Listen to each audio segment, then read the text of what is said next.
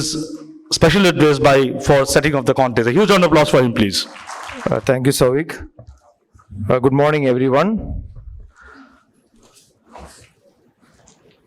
Honorable Minister for Finance, Skill Development and Legislative Affairs, Sri Bugana Rajendranath Garu.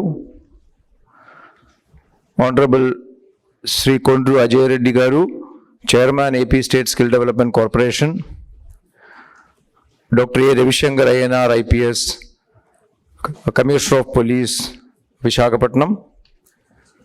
Dr. Apurva Palkar, Founding Vice Chancellor, Maharashtra State Skill University. Mr. Cap Dong Lee, Chief Administrative Officer, Kia Motors, India.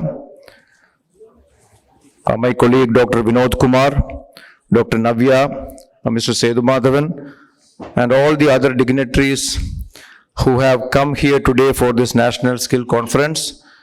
A warm welcome and good morning to each one of you.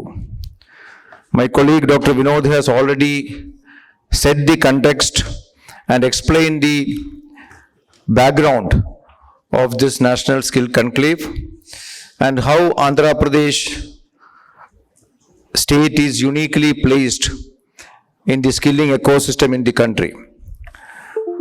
I would like to add on to what Dr. Vinod has already mentioned. Today in Andhra Pradesh, we are not considering skilling just as a tool for providing employment. Skilling for the government of Andhra Pradesh, for our Chief Minister and this government, is an opportunity for transforming lives. Not just providing jobs, but transforming lives of young boys and girls from the remotest parts of the state, from humble background, from diverse ecosystems.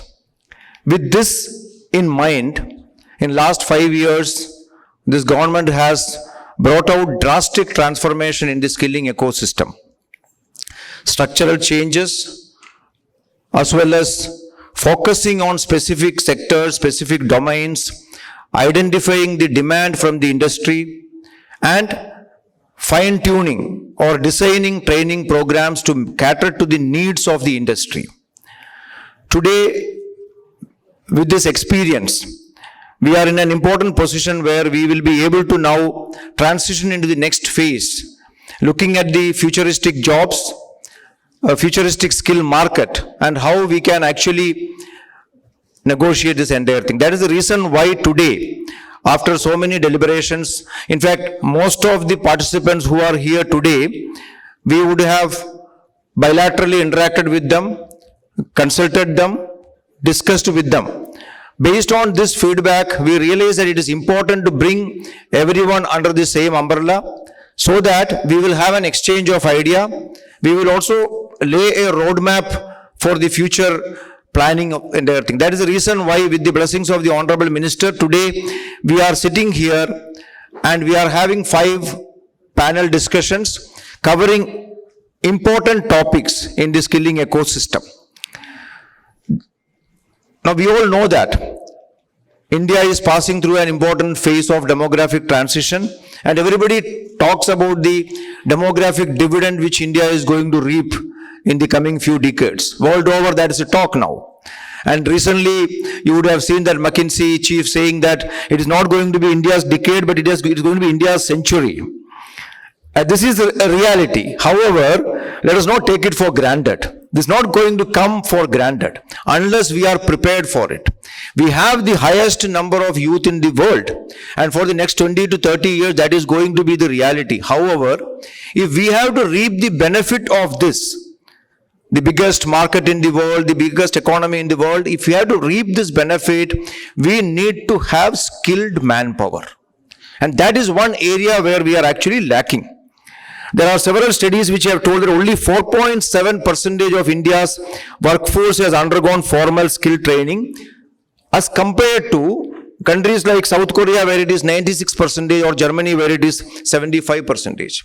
Similarly, there is a large chunk of workforce in the informal sector in India, more than about 430 million.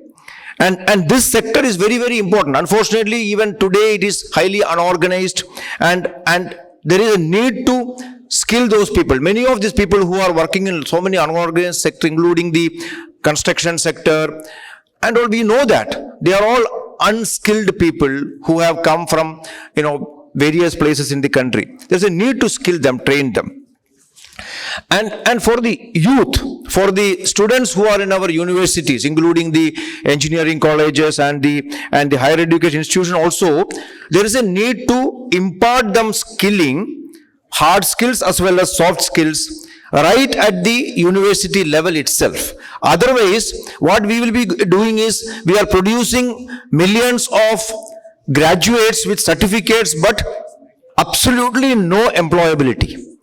Now we have to reinvest on them. We have to spend huge amounts on them, setting up skill centers and all. Instead of that, since we know what we want, and since we know what we lack in our youth, why can't we start this program simultaneously in the university? Not only universities, why not from the school level itself? The new education policy also now has a lot of provisions, enabling provisions, which can actually be made use of. So Andhra Pradesh is now thinking on that lines. Right from the high school, from class 6 onwards, we are going to introduce future skills. We are going to introduce those skills which are going to make our youth employable and make them valuable at the global platform. So there are so many topics which we will be discussing today in this forum. The whole day we have, large number of experts from across the country who have come here. I take this opportunity to thank each one of you personally. They will be speaking here. They will be sharing their experience, and also we will also be having one-to-one interaction with many of them. We are also signing a few MOUs today, and we are also recognizing some of our partners who are working with us for last several years. So there's a very, very busy, tight schedule which we have today. Let me take this opportunity once again to, thank each one of you for accepting our invitation and coming here. I hope you have a very pleasant stay here, and you will all contribute immensely in making this entire program a great success. And this is going to be we are going to lay a foundation today. What is going to happen in the skilling ecosystem in the state of Andhra Pradesh for the coming decade? So this is what we want to do with the guidance of the Honorable Minister, Chairman of Skill Development Corporation. We could do a lot, and we want to do much more than what we have done till now. So let me take this opportunity to thank Dr. Vinod, who has meticulously planned all these programs and all these sessions. So look forward to have a very fruitful interaction. Thank you very much.